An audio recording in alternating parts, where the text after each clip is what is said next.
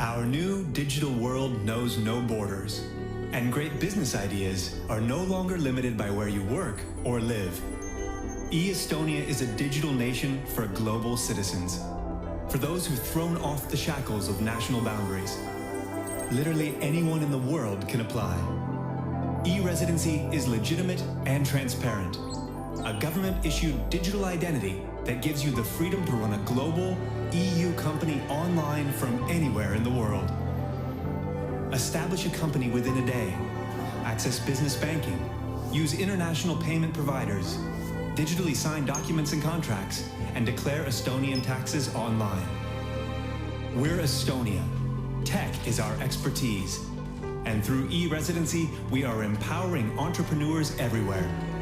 No matter where you were born, no matter what passport you carry, you can apply. Use e-residency to run your business from anywhere in the world.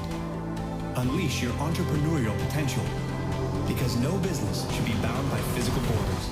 Apply for e-residency today and join our new digital nation.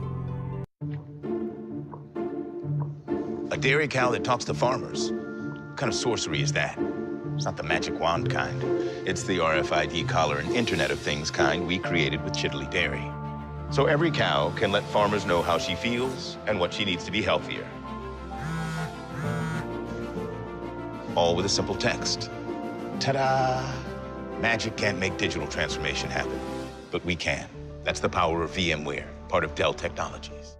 By 2020, China plans to give all of its 1.4 billion citizens a personal score based on how they behave. The government here says it is trying to purify society by rewarding those who are trustworthy and punishing those who are not. Chinese citizens are now getting social credit scores based on everything from whether they pay their taxes on time to how they cross the street. Liu Hu recently tried to book a flight. He was told he was banned from flying because he's on the list of untrustworthy people. Liu is a journalist who was ordered by a court to apologize for a series of tweets he wrote and was then told his apology was insincere.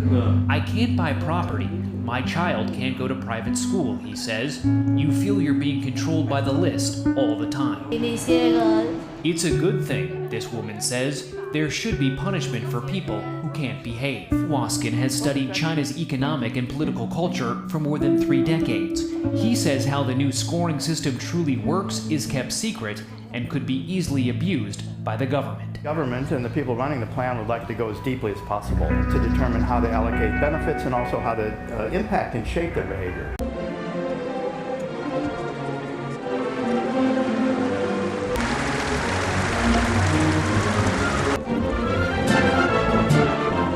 To all our brethren to receive the most worshipful, the Grand Master.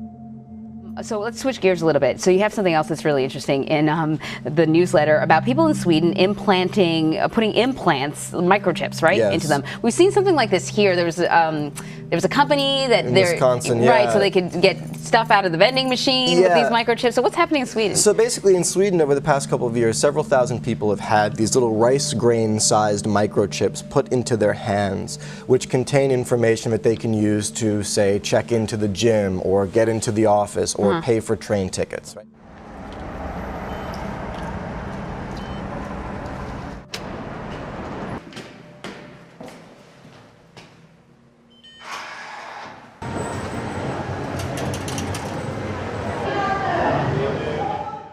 on the one hand, everyone can appreciate that that's convenient, right? How many times have you been looking for your key fob at the gym or can't remember your password for something? But I think the bigger question here is, look, as the human body itself becomes a technological platform, right, there are big questions we need to consider about what kind of information is put out about us, from us, quite literally, and also further down the line, what kind of access do other people or platforms have to that information that is inside us, right? This is a biotech question, this kind of blurring of the lines between the human body and tech. I mean, it's one thing if you're holding your smartphone and it's sort of emitting data about you. It's another thing if your own hand is doing the same thing.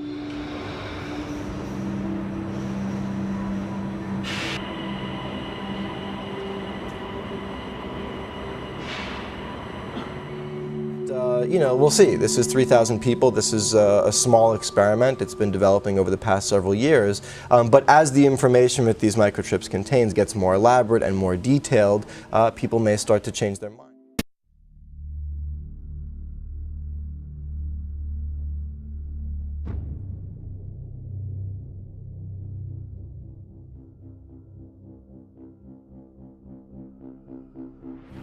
Space.